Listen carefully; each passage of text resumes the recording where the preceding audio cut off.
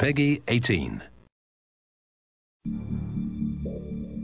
Homefront is a first-person shooter. It's set in the year 2027. One of the main hooks of Homefront is its premise. It's an Occupation USA setting. Homefront's an opportunity for us to tell a story that's near and dear to our hearts in an environment that's very familiar but been warped beyond recognition. It's a story of really survival and adaptation. What it feels like to be part of a resistance fighting for your country, to give the last full measure for something that you really believe in.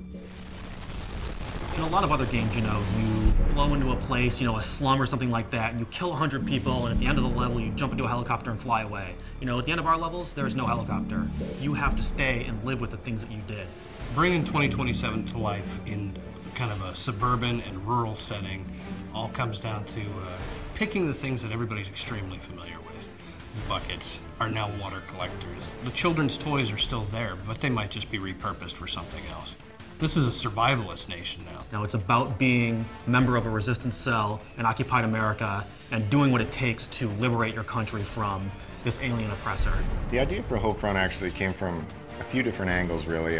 One of them was Red Dawn. I watched that, and that was very inspirational. John Milius is like a great American film creator. Apocalypse Now, Red Dawn, and Conan. He's just the type of guy that has this natural creative ability. He just knows when something's good. And he really brings 30 years of storytelling experience to us. Speculative fiction basically means we are giving the audience what-if situations. What if America was invaded by Korea? What if this happened? And then filling out the answers to that. And that's really where the high premise of Homefront comes from. We said, what if USA was occupied? What would it be like to experience that future?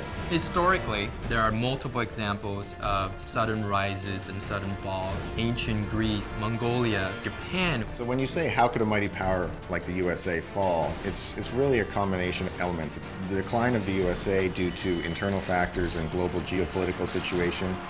And there's a war in the Middle East. There's Saudi Arabia and Iran involved, and that disrupts oil supplies. And the rise of a new power. The United States' big weakness is their just-in-time economy. Your local supermarket has 3 days worth of stocks on the shelves. If something gets in the way and disrupts that, that's it for our country. Our country is on the razor's edge.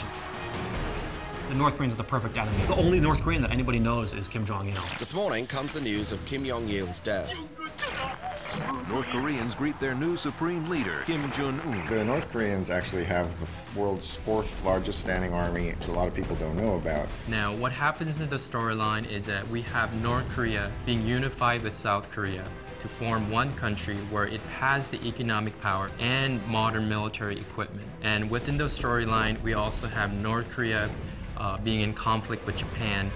And training on American weapons and getting a lot of modern training and really building up a military from the other countries in the East Asia region. North Korea is able to invade the United States through its well-prepared military strikes. That involves a EMP strike. EMP is an electromagnetic pulse.